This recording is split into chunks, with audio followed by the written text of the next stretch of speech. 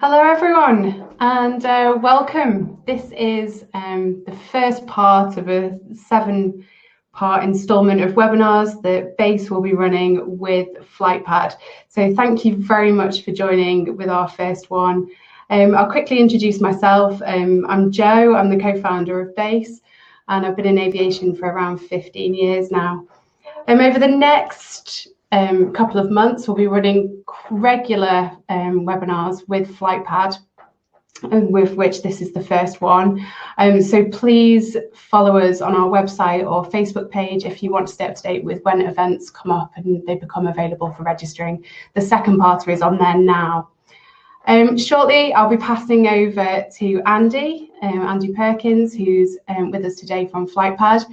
But I'm going to cover some of those boring housekeeping rules. This webinar, though, you'll see there's a chat function on the right-hand side, and we'll be wanting you to engage as much as possible. So please feel free to fire any questions that you may have at Andy, or any comments, and then we'll be stopping periodically so Andy can answer some of those questions for you. We'll also have a few polls as well, so please feel free to get involved there. So all in all, we want this to be a fairly quick turnaround. We're aiming for about 30 to 45 minutes in total. But of course, we've got a bit of time if people do have a lot of questions that need to be answered. So we'll just play it by ear as we go. So without further ado, over to Andy. Thank you very much, Jo. Jo, do you want to pop in? I mean, people might not want to see my face too much. So I wondered if we pop straight onto the slides. Lovely, thank you very much. And obviously, me as a thumbnail, I think I'm actually more attractive. So that's my plan there. Now, in terms of the sort of 7 parts of this series, what we thought we'd do is try and tailor it as to what you want to get out of it. Now, you may think, well, okay, I don't really know exactly what topics really we should cover. So what I'm going to try and do today is to sort of set the scene and to try and have a bit of an open chat with everybody to try and look into what skills you maybe already have and how we may develop some of those particular areas to make sure that we build you up to be the pilot that everybody wants to employ. The first thing I'm going to do before I sort of introduce and give you a background of myself is, could people just pop into the chat whether they're either a low hours pilot, a new starter, or experienced. So one of those 3. If you just want to sort of pop, that will just give me a bit of a flavour as to the people on the call, to make sure that I tailor the conversation to suit the experience level on the phone. Jo, if we could go on to the next slide, please.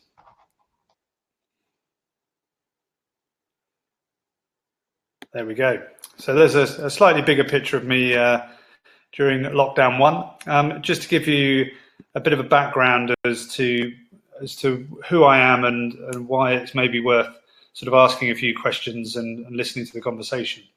So in terms of my day job, I'm a 777 trainer, and sort of worked my way up through being very fortunate to get a cadetship when I was about 19, 20, and as a result of that, worked my way up through the airline in a couple of different guises on the 737, and then came over to British Airways, where I currently work. And in that role, I actually then spent some time helping with pilot recruitment for about a decade, and 2 years of that I helped run the direct entry pilot recruitment. Separate to that, I'm very keen to try and help other people. One of the things I've sort of got into gliding as a youngster, and that really set me on my way, and has still been a passion to this day. So what I've done there is I help extensively with one of the government panels on STEM, but I also work with the Air League, which is a charitable trust that helps get young people into aviation. And also I try and help the British Gliding Association by being their chairman, and always trying to sort of further opportunities for people to get into aviation through general aviation. So that's sort of a little snapshot of my background. So what is the purpose behind this series of webinars? Well, the plan here is to really try and give you some targeted and sort of focused suggestions that you can take away and develop yourself to see how you could achieve your goal, which I imagine is to become a commercial pilot, probably an airline pilot for the majority of people on the call. And importantly, as I was saying, it's really great to see all those comments popping up in the chat. That's perfect, because I can tailor the conversation to low hours and those just starting the initial training into becoming an airline pilot. And that's really what I wanted to sort of then say is that this is about you. It's not about me. It's I know they always say if you want a long conversation, just ask a pilot for their opinion on something. They'll tell you everything they need to know. But that's certainly not my intention here. I don't want to give you my life story, but more to look at what I've learned from the experience that I've had, and to try and help you form and get ultimately a development plan, so that as things progress through either the early stages or of your career or your initial training, that you get the right kind of steer to make sure you develop those skills, so that when we come out of the current situation, which is obviously going to come into a very competitive period in terms of jobs, that you're able to turn up at an interview and really sort of shine as an example as to why you should be the right person to employ. If we could go to the next slide, please, Joe. So in terms of today then, pilot competencies, I imagine you've all heard about pilot competencies, and I'm just going to have a little chat on that. Then we'll talk about things to consider and how to develop your skills, and then ultimately the idea is to look at a development plan for yourselves. So thank you ever so much for everyone putting in their initial sort of thoughts in terms of their experience level. So I think we've got a variation from a few people learning the basics in flight sim, and I see you've got the new 2020 software there. So we just started doing another project on that, which I can talk to you about another day. But there'll be some elements on FlightPad popping up there. So feel free to follow us as well as everyone on base, and we'll keep you in the loop as that develops. In terms of the rest of the experience levels, I see there's people with their ATPL exams complete, and then people up to 200 hours in terms of just sort of started or just about to get into a career, and potentially at that phase of looking for the first job, which obviously in the current environment is a really challenging thing, and my heart goes out to you all at the moment on that one. So if we pop onto the next slide, please, Joe, thank you. Right, so what skills do you think you need to be the pilot everyone wants to employ? So again, we said we want to try and make this interactive. So if you could just think of either one or two things, maybe put something into the chat. What do you think you need to be the pilot everyone wants to employ? So I'll start off with a nice easy one whilst you start putting some ideas in there. But obviously the first thing we need is to have a license, which obviously sounds very obvious, but making sure that you've got the correct package there in terms of your license, and making sure that you develop the skills to fit the role that you're going into. So a lot of people obviously look at it and say, well, if I can afford to do it, I'll go for an integrated course and go straight in, and hopefully some of the schools that you go to will give me the right links to go into those different opportunities with different commercial operators. That's all great, but in terms of the skill set, it is a given, the license side of things. So please don't be shy. Do pop something into the chat. I haven't seen any pop up yet. I'm going to talk about the comms and leadership skills. Now, it may sound very obvious, but what they're really looking for when they recruit is someone who's going to be able to be the captain of the future, and importantly, when something goes wrong down route, someone that the rest of the crew, including initially the captain, but ultimately you'll be the captain one day. But the crew and all of the customers that you've got on board will turn to you to say, what are we going to do now? And you might find yourself in a remote part of the world, and it doesn't take much sort of flight hours to get you into a remote part of the world. Sort of just 2 or 3 hours is all you actually need to be quite a long way from sort of a lot of the facilities we're used to having. So in terms of those leadership skills and the communication style, it's making sure that you have the right sort of skills in terms of the way to use authority and the way to motivate others and the way to encourage sensible thought and clear communication. Now, you may think that I'm quite good at people skills and I'm quite good at those elements. But what I saw through at least the last decade or so of selection for airlines and also for charities to give away scholarships, a lot of people are unable to articulate when they've been good as a leader. And a lot of that is because of the exposure. So one of the things that all of you can do in terms of the stage you're at in your career is expose yourself to different opportunities, whether it's through sport or part-time jobs or any kind of initial career path. Anything where you can take responsibility is a really good thing to do, because what that does is that will help you build those skill sets in terms of empowering other people to do things, monitoring feedback, making sure that you consider all the different angles. So all of those elements, if you were to bring those in, that all just comes under the sort of leaderships and communications. That bit in particular, I think, will really help set you apart from others. Now, one of the things is that's sort of a couple of the skill sets you need. Now, we've talked about sort of, obviously you need a license and then a way of getting that skill in terms of leadership. Has anybody got any part-time jobs that they could maybe just share either privately or with everyone just in the chat function that has maybe shown them a better way of doing something? So in terms of a leadership or teamwork example that you can think of from your experience yourself. If anyone can just pop one in, I'll just talk around that.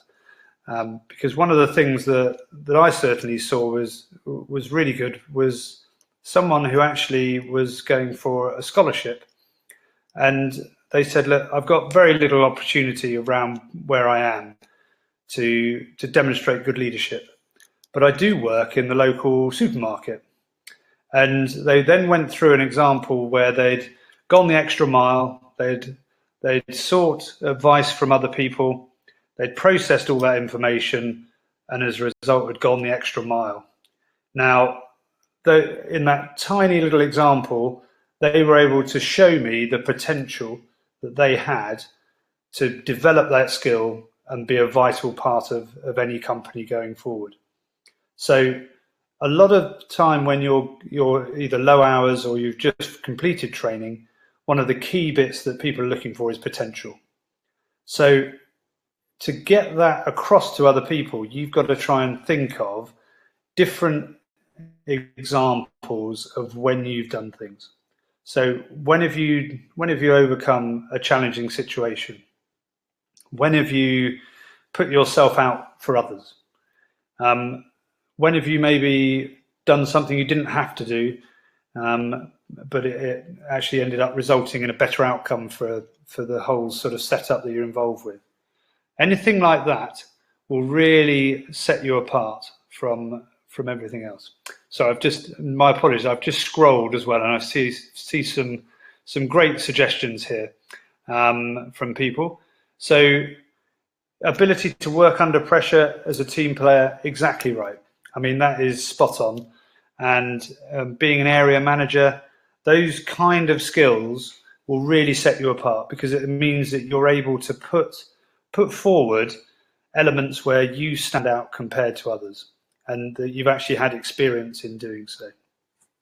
Now, let's just have a quick look there. One other comment there, which I also really agree, be able to make proper decisions in a stressful situation. Now, a proper decision. So in terms of a proper decision, and I'm just going to sort of just try and break that down as to what that means to me, is, again, if we're going back to this question of what skills you think you need to be the pilot everyone wants to employ, if you're able to break that down into small pieces and show what thought process you went through to overcome that difficult situation, and to make a proper decision when your capacity bucket is full, that is going to set you apart. On the flight deck, the times where I see it going wrong in terms of training is when people don't use all the resources around them, and they force themselves into a time-pressured situation.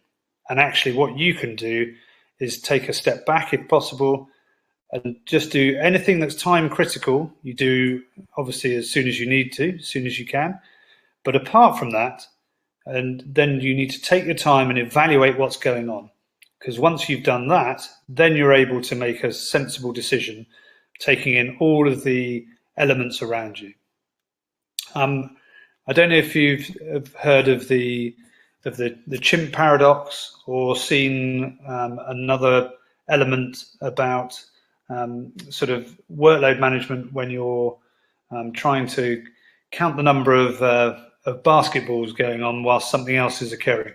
You may have seen it. I don't want to ruin it as a surprise, but it is a useful piece of training, which I'll make sure we bring into one of the later webinars, because I think actually that could be a really useful exercise for everyone to see. But what I would say with that is just have a little think again in depth about how you would maybe cope under pressure, and how you would manage to look after those elements. Thank you, Joe. Could we go to the next slide? Thank you.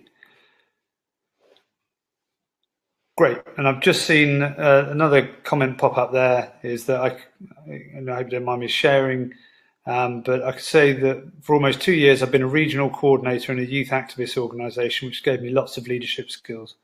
That kind of experience, if you want to be the person that everyone wants to employ, if you've got the time to devote to helping coordinate anything, the skills that you will build and the interactions that you will have will develop your skill set beyond belief. Now, one thing that the current generation is very good at are these things, but actually face-to-face communication, particularly in the role that you're going into, is vital. And that's where, if you can, spend that time. So I wanted to look at, thank you ever so much for those comments, by the way. It's really helpful, and helps me develop some ideas for later on for the subsequent sessions. So things to consider: pilot competencies. I'm sure you've looked all of those up, and if for those of you that have not heard of pilot competencies, this is actually all based around evidence-based training and the competencies that you need to be able to demonstrate. So that varies from the technical skill sets of manual handling and automatic flight, through to workload management, leadership and teamwork, and then through to your communications, and bringing all of those elements together gives obviously the broad person as a pilot that we really want to try and develop. So if you haven't seen pilot competencies before, there is a generic version. I must admit, I thought all the airlines were amazingly clever at how they came up with all these bits, but actually it was ICAO. So if you search ICAO pilot competencies, if you haven't seen any of that, then I would recommend that. It would be a really good way of giving you a structure for your development. Because what you'll be able to pull out of there is to have a look and compare it to some of the things you already do, and try and have a look at it and say, well, what do I do really well, and what could I do better? And that will enable you then to bring on to your development plan, which we'll talk about later. But I would suggest using that as the first step along the way. Attitude. Now, this is always a difficult thing to a difficult subject to broach. It's a really difficult one because it's down to an individual's personality primarily, but you can actually train yourself in terms of attitude. Now, there's lots of different ways of interpreting the word attitude, particularly with regard to our careers. And I think the key bit that I would suggest that you want to look into here is, how are you perceived by others? So in terms of the attitude, it's like, how are you perceived by others? So I remember talking to Keith Williams when he was CEO of BA, and he made a really good point to me regarding motivation and attitude towards a job. And one of the things that he highlighted to me, which really sort of stuck with me, is that when you join and when you leave is probably when you're at your peak happiness in terms of time with that company. Now, I thought that was quite a bold statement, but he goes, no, he says, well, and he explained why. And he says, because when you join, you're full of enthusiasm, and when you leave, you're maybe looking for your next goal, and hopefully you've had a distinguished career in between. The difficult bit that you have to be really sort of key and sort of careful on as an employer is looking at how people's attitudes are towards the company and towards their career when they're in the middle of it. And as pilots, we tend not to move around the companies that much.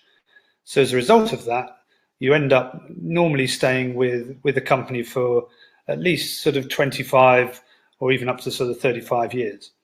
As a result of that, that can make quite a difference in terms of your sort of attitude towards everything. So all I would say now is that obviously in terms of being that employable pilot, coming across with the right attitude and the real can-do attitude, and one where you're looking at how you can effect change in terms of making sure that the organization is stable, making sure that the business is commercially viable, and making sure everything is, the primary concern, of course, is that it's safe.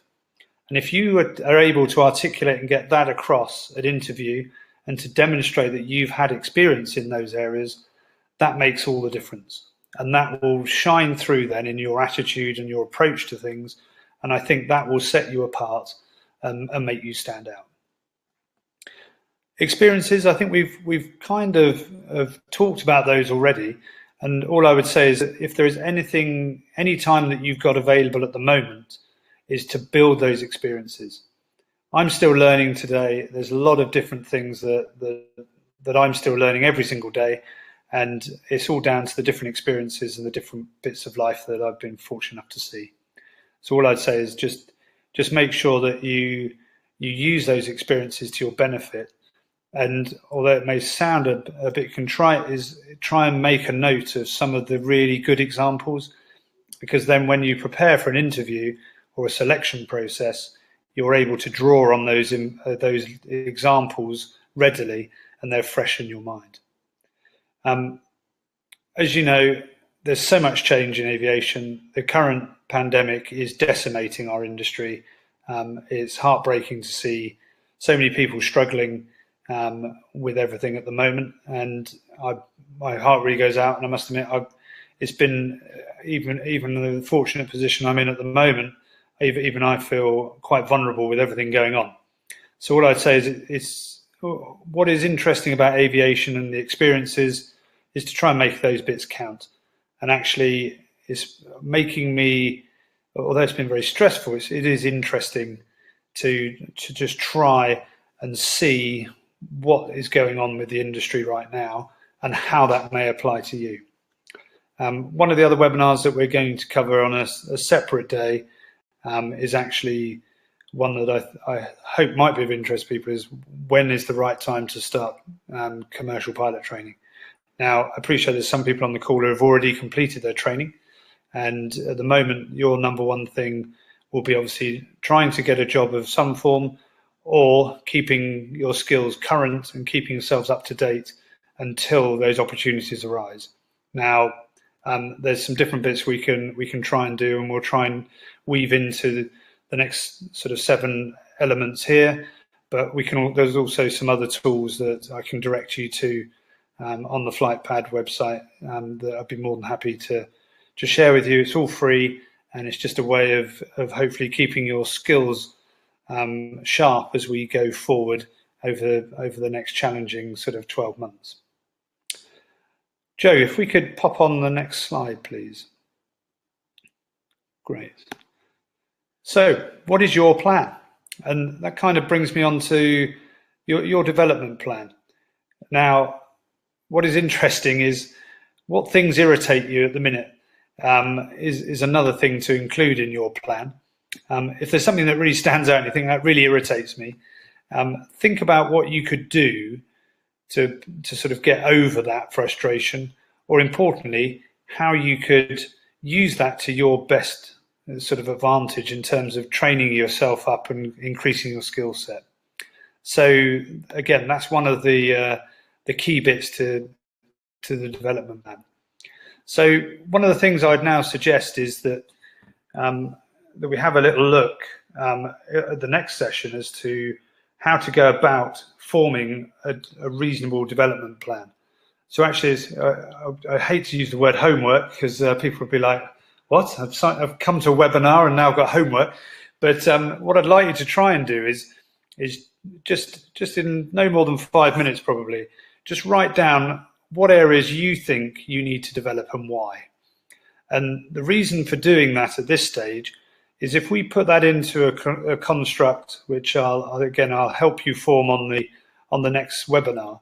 But if we put that into the right construct and actually have a bit of a development plan for each of the pilot competencies, I think that will serve several purposes. One, for those of you that are just starting out in terms of your journey in training, it means that you'll be able to focus the extracurricular activities that you undertake whilst doing your training to make sure you're developing a broad skill set that's relevant to the industry. And for those of you that have already gone through training, you've got a great opportunity with the current downturn to reflect on what you've done so far, and to spend a bit of time, if you're forced to go outside of the aviation industry for employment for a short term, is to actually look at how you can develop your skill sets so that when the upturn comes, you're in a great position to turn around and go, right, my technical skills are there, my non-technical skills are there, all my human factors training has been appropriate. And actually, when someone says, what have you done for the last 18 months? You're able to turn around and give a really positive sort of synopsis of how you've kept yourself engaged and how you're going to progress. But as I say, we said sort of 30 to 35 minutes in terms of that side of things. So we'll bring the development plan into the next session and focus a little bit more around the pilot competencies and how we can pull a development plan and link it to those competencies in an effective manner using all the resources that you've got available to you. So, Joe, I think that's probably enough of my voice for a few minutes. If anyone would like to, I'll hand over to Joe to make a few comments, but if there are any questions, particularly on that, but we can obviously go slightly off of the topic in terms of the wider skill sets if you would like.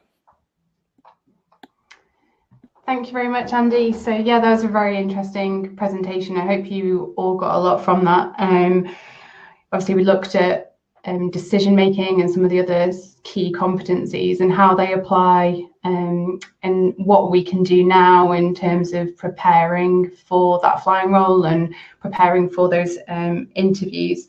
I would recommend going away and having a look at those ICAO pilot competencies, and getting ready for the next session, which will be held on the 8th of December.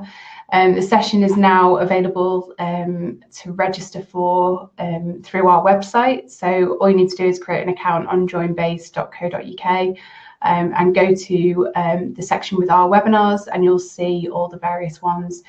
We do have one next week on a slightly different topic, and then FlightPad will be returning on the 8th of December for the next session. So please make sure that you register for that now to secure your place.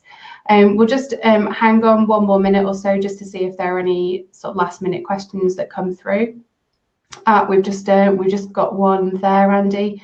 55 up to 65. There's still plenty of scope for anyone to join at the age of 44. What I would say is that once you turn 50, some operators will potentially, they can't officially discriminate, but they'll be less likely to employ you just because of the training costs associated and recovering those over the course of your projected career with them. So that tends to be the only limiting factor. In terms of the things that really are a benefit from yourself is you've got life experience, you've got work, and there you go. Yeah, yes, still, at 60 you could still become a commercial pilot. It's just depends on what type of commercial flying you want to do. And I think that's the only bit I would then sort of say is just have a think about which operators you're going for.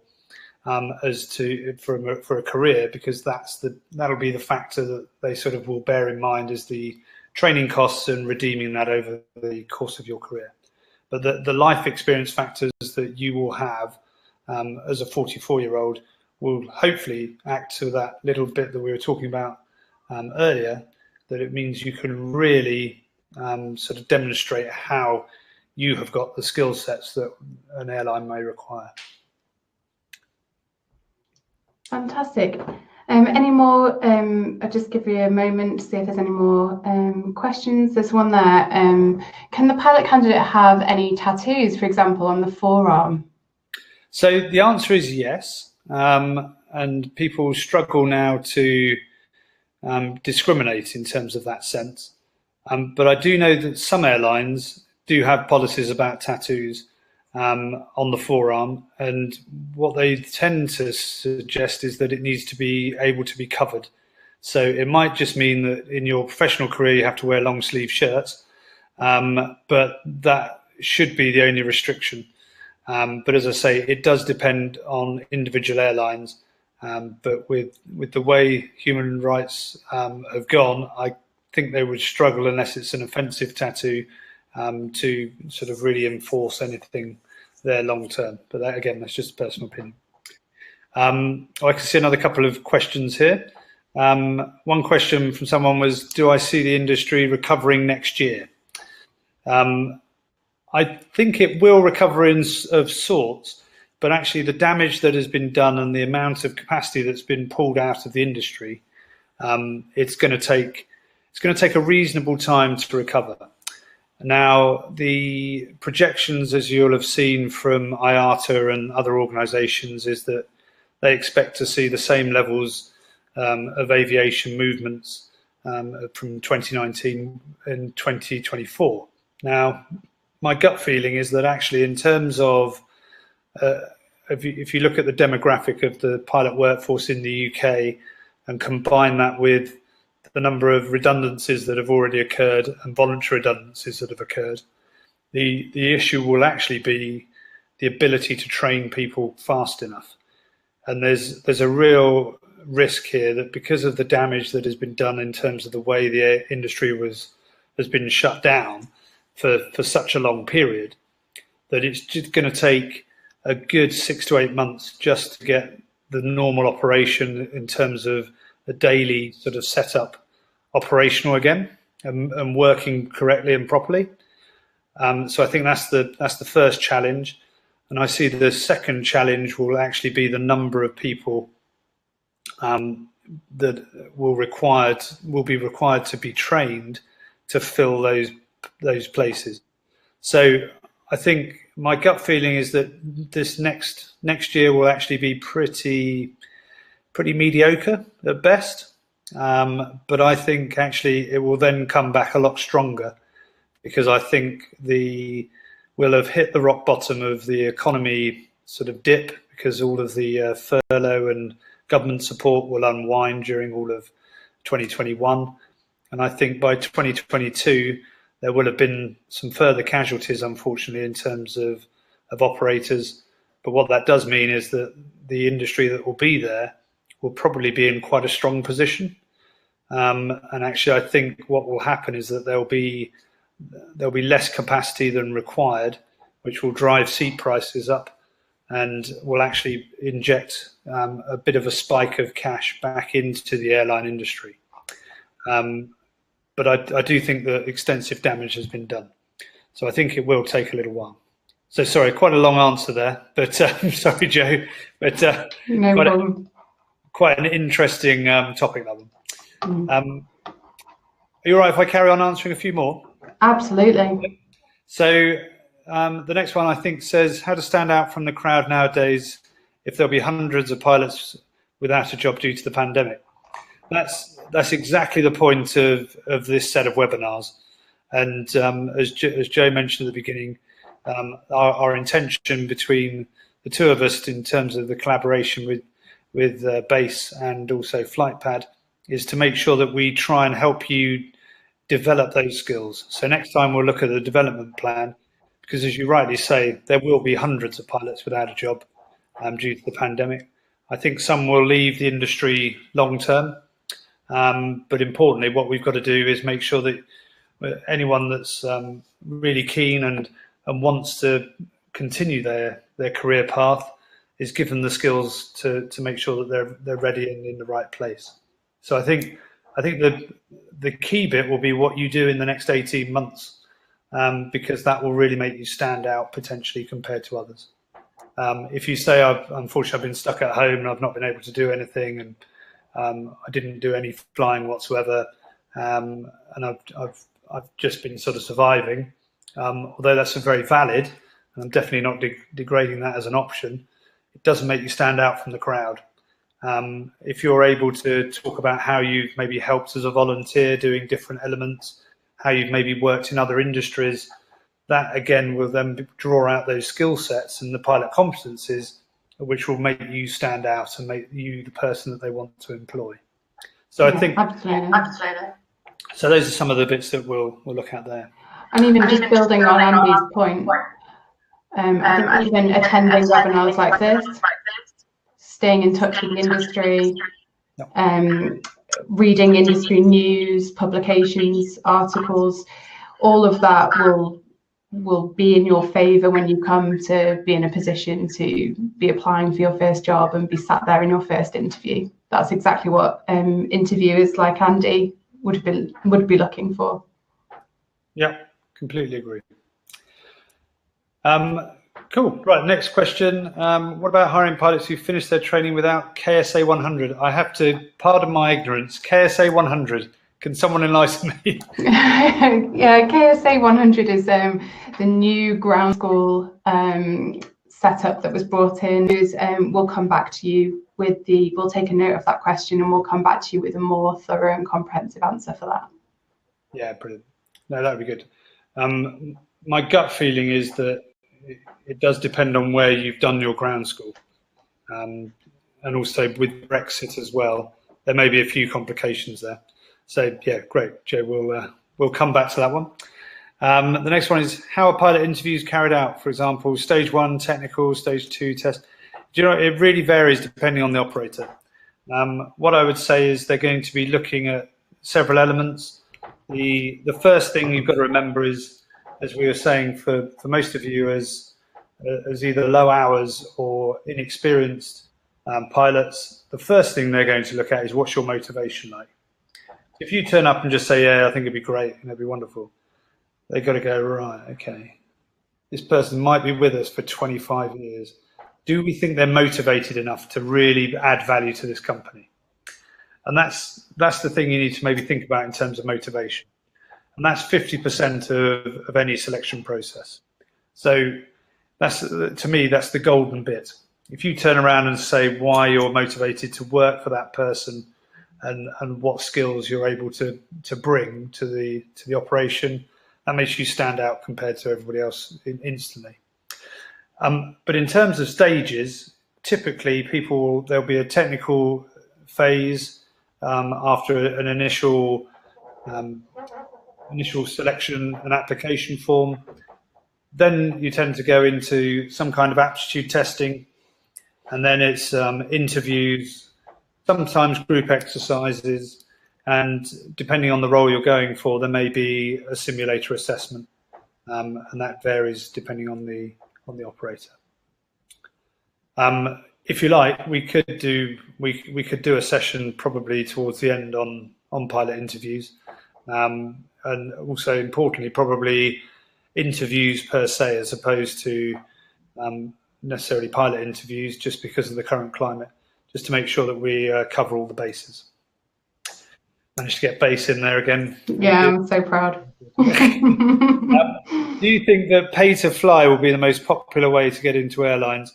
I think pay to fly, if you want a personal opinion, I don't like it. I was going to say something else then, but I tailored it, turned it down.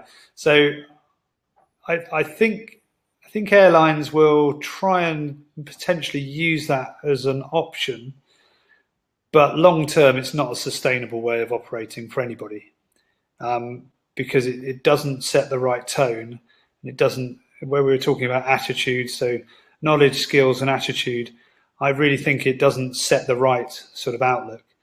Now, one of the things that it may be is if it offers you the ability to get where you want to do, then you may do that. But I think it's unlikely. Okay, lovely. So you've had some feedback. So yeah, we'll definitely look at doing that interview session if that's of help. You know, these webinars are for you. So if you do have any suggestions, please drop us a line and let us know what you'd like to hear, and we can tailor some of the presentations because we want it to be as useful as it possibly can. So Andy, I think your video is just fails. That's probably your computer trying to tell you something that it's time to log off. I think that's been a really good session. I hope you've enjoyed it, and we look forward to seeing you again on the 8th of December. If anybody wants to recap any of the material, then it'll be available, the recorded webinar for this session, on our website tomorrow. So you can review, and likewise, like I said, we'll set up a group on our community. So if you do think of any questions later on, then please put them in there, and then we'll try and get back to you as soon as we can. Yeah, great. Well, I'm back to say goodbye. No, thank you everyone for listening and for engaging as well. It's really great. I know it's always seems rather strange just through a chat function, but I really appreciate that. And certainly the intention for all of the FlightPad webinars will be that we use that more and more, because actually what we want to do is get you engaged and make sure that we tailor what we're talking about to suit your specific needs. So Joe, a big thank you to you for setting it all up, and well done. It certainly looks like it's going well, and I'll go and throw something at the internet box outside and see what I can come up with. Great, thank you, Andy. See you next time. Take care. Bye now. Bye-bye, everyone.